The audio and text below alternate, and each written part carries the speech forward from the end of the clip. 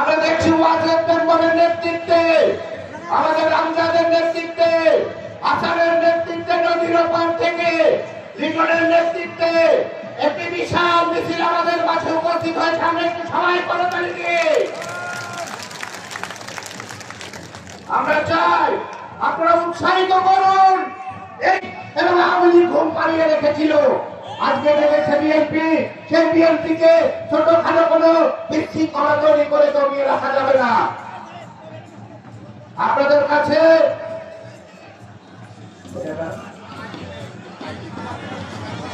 এটা আমাদের